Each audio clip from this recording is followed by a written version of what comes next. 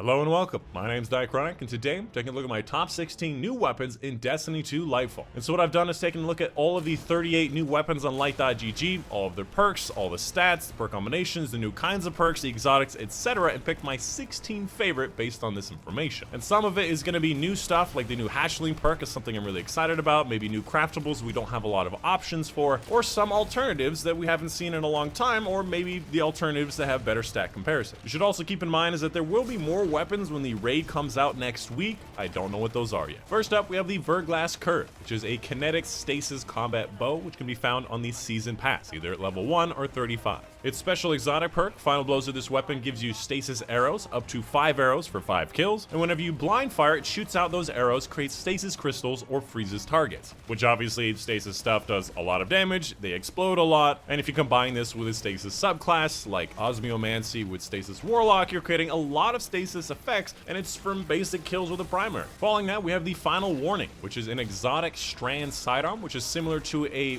rapid fire 450, which can be found in the Final Strand exotic quest, which I believe is going to be in the archive on Neomuni. And this one is interesting in a couple different ways. It allows you to fire a lot of bullets by holding down the trigger, marking enemies. It allows you to blind fire an auto track target. It allows you to do extra damage to mark targets. There's a lot of fun stuff. Seems to be doing well in PvE and PvP. After that, we have the Winterbite, which is an exotic heavy stasis glaive. Again, heavy stasis glaive, and it has a lot of different interesting freezing effects that allow you to freeze with both your shot and your melee ability, and apparently it does ridiculous DPS. Although I haven't personally tested it because I haven't done it yet, it apparently does really well. This one can be found from the exotic quest from the Strider. Following that, the first legendary option, we have Perpetualis, which is a strand 600 RPM adaptive auto rifle. And I personally find the adaptives to be my personal favorite, great intersection of handling, stability, and range. In this particular option, not only is it craftable, it has one of the new perks called Hatchling, which I'm very excited about, and you'll see me recommend this through a lot of weapons.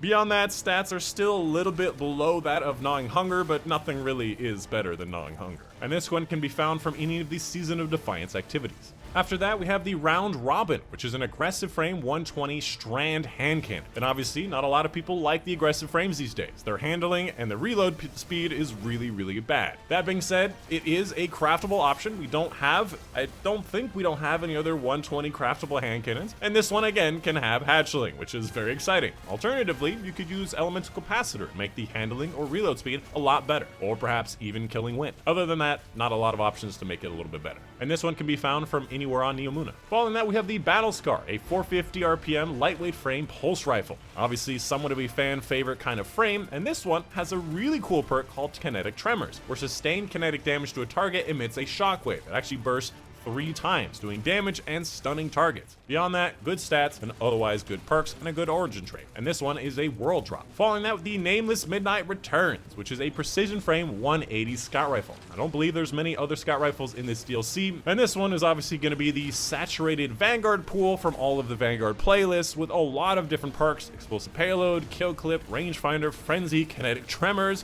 which is really nice, and a lot of other stat-based ones as well. Just a decent scout rifle if you don't have many. After that, we have the Buzzard, another returning option. Used to be a ritual weapon, I think, right? And this is going to be a Nightfall unique. Specifically, it's an adaptive single shot sidearm, which if you don't know, there are like 6 different sidearm frames, and there's 2 different kinds of adaptive. And this particular adaptive single shots are doing really well in the Crucible, with a lot of really good perks for that, and it also has kinetic tremors, so it might be good for PvE as well. After that, we have the Synchronic Roulette, which is going to be a strand precision frame submachine gun, which can be found from Terminal Overload in the Limiting Harbor. Now, this particular one I would have expected to be craftable, since it's a Neomuni gun, but it's not craftable. And this particular one also has really good perks like Hatchling or Kill Clip, which is disappointing, but you know, it's weird. Following that, we have another submachine gun, the Immortal, which is an aggressive frame strand submachine gun, which can be found from the Trials of Osiris whenever that comes around. And again, this one also has Hatchling, as well as a lot of other good perks as well, like Rangefinder plus Kill Clip or Rangefinder plus Hatchling. A lot of good stuff, and I look forward to it. Following that, another fan favorite returning option, we have the Trust, which is the Gambit Precision Frame 180 RPM Solar Hand Cannon. And although I'm personally not a fan of 180 hand cannons, a lot of people really like this, and this is the Saturated Gambit Pool, with a lot of really good perks like Explosive Payload, Rangefinder, Frenzy,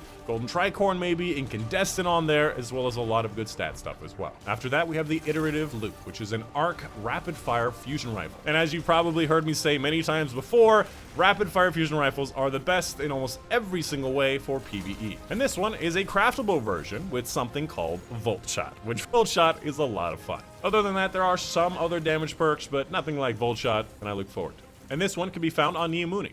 Following that, we have the Royal Executioner, an adaptive frame solar fusion rifles. And in general, we don't have a lot of adaptive frames for some reason. I don't know why they've forgotten about them. And so it might be nice to have one of these since it's a craftable version with some pretty good perk options like Incandescent, Reservoir, Successful Warm-Up, Elemental Capacitor, Lead from Gold, Firmly Planted.